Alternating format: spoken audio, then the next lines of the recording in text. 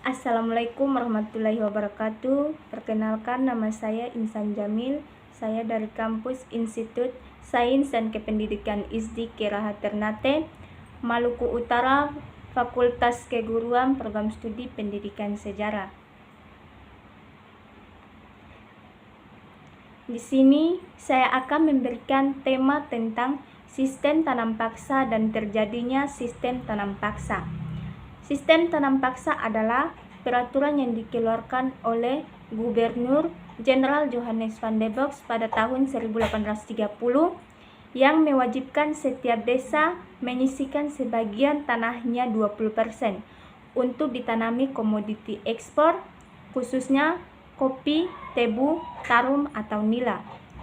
Hasil tanaman ini akan dijual kepada pemerintah kolonial dengan harga yang sudah dipastikan, dan hasil panen diserahkan kepada pemerintah kolonial.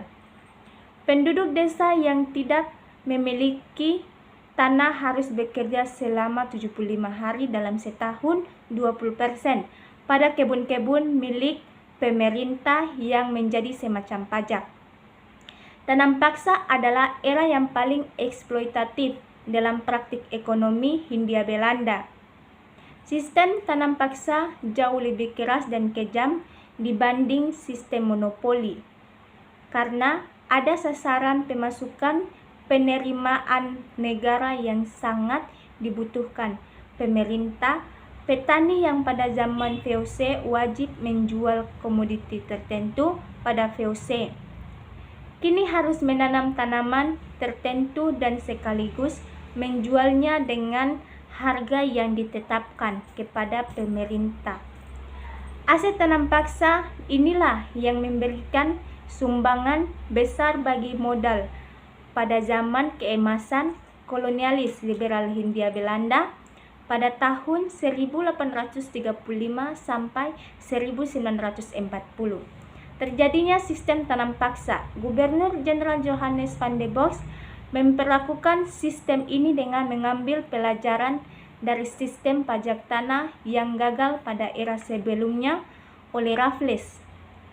Dari sistem pajak tanah yang tidak mampu membuat para penduduk pribumi meningkatkan tanaman ekspor, maka Gubernur Jenderal Johannes van der Box mencoba untuk meningkatkan hasil tanaman ekspor dengan mengadakan kerjasama dengan para bupati dan pejabat daerah yang dekat dengan rakyat. Sistem feodal ini pedesaan harus memanfaatkan agar para petani mampu menghasilkan tanaman ekspor yang banyak.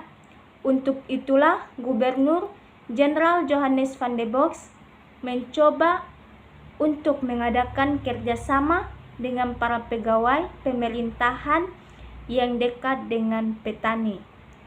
Sistem tanam paksa ini bisa dikatakan sebagai bentuk pembaharuan dari sistem pajak tanah yang pernah oleh VOC selama 2 abad. Karena para penduduk pribumi juga dikenakan pajak oleh Gubernur Jenderal Johannes van der Box, yang mana pajak yang dikenakan bukan berupa uang, melainkan berupa tanaman ekspor yang telah mereka tanam. Pajak berupa hasil pertanian mereka ini juga ciri dari sistem tanam paksa yang dilakukan oleh van der Box. Hasil pajak-pajak tersebut kemudian dikirim ke negeri Belanda untuk dijual kepada pembeli dari Amerika dan Eropa dengan harga yang dapat menguntungkan Belanda.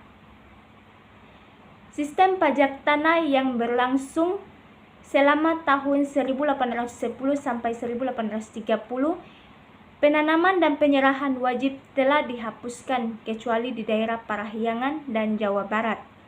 Namun di daerah Parahyangan, para penduduk pribumi diwajibkan menanam kopi dan pajak yang diserahkan kepada pihak Belanda harus berupa kopi yang telah ditanam oleh penduduk pribumi. Sedangkan untuk tanaman yang lainnya tidak terdapat pajak, namun pajak yang menjadi beban petani kepada bupati tidaklah termasuk dalam pembebasan pajak oleh pemerintah kolonial Belanda. Hal ini dilakukan karena dalam masyarakat terdapat beberapa pajak, yaitu pajak yang diberikan kepada pemerintah kolonial Belanda dan pajak yang diserahkan kepada bupati ataupun pihak pemerintah yang terdapat di daerah-daerah. Sistem pajak tanah dengan memberikan hasil pertanian dianggap akan berhasil oleh Van der Bosch, karena pada Van der Bosch berpendapat bahwa pajak tanah yang diterapkan pada era sebelumnya sangat menyiksa para petani. Ada beberapa dampak dari sistem tanam paksa yang diterapkan oleh Van der Bosch.